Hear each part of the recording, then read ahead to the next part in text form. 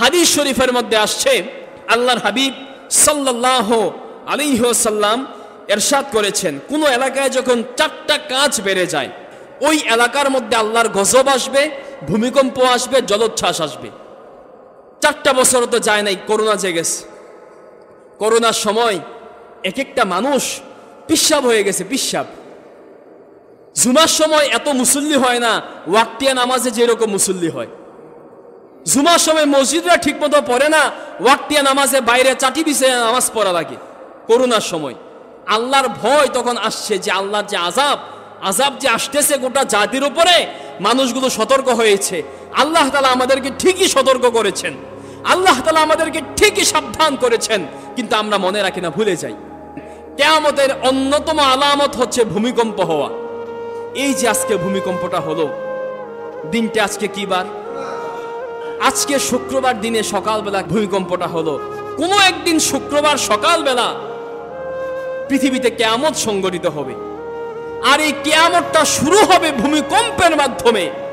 ইযা যুলজিলাতিল আরদু জিলজালাহা, গোটা পৃথিবী প্রকম্পিত হয়ে উঠবে, আসমান আর জমিন তুলার মতো উঠতে থাকবে, পাহাড়গুলো আকাশের মধ্যে তুলার মতো উড়বে, যা কিছু আছে সব কিছুর অস্তিত্ব পৃথিবী থেকে প্রকাশ হয়ে যাবে।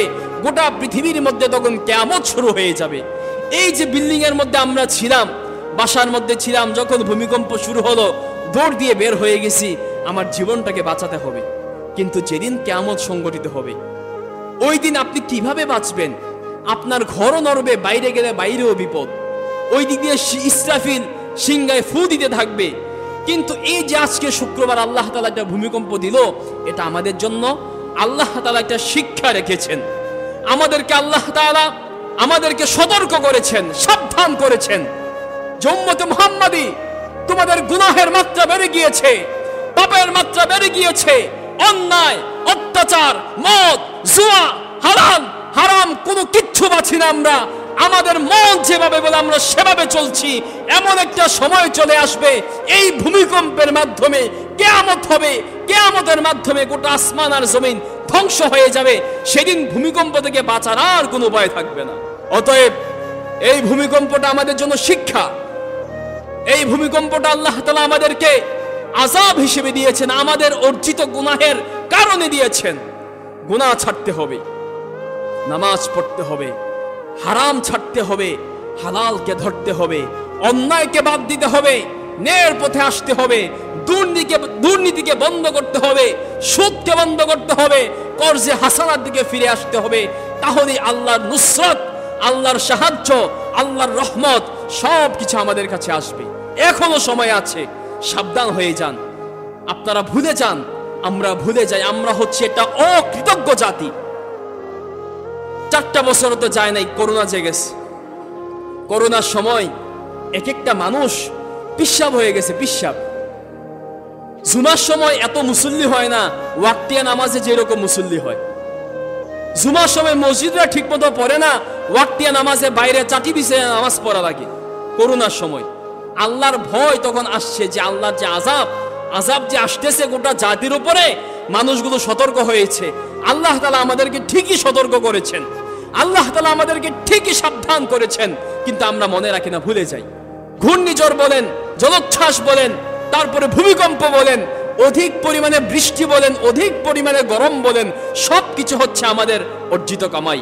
হাদিস শরীফের মধ্যে আসছে, আল্লাহর হাবিব সাল্লাল্লাহু আলাইহি ওয়াসাল্লাম ইরশাদ করেছেন, কোন এলাকায় যখন 4টা কাজ বেড়ে যায়। কয়টা কাজ?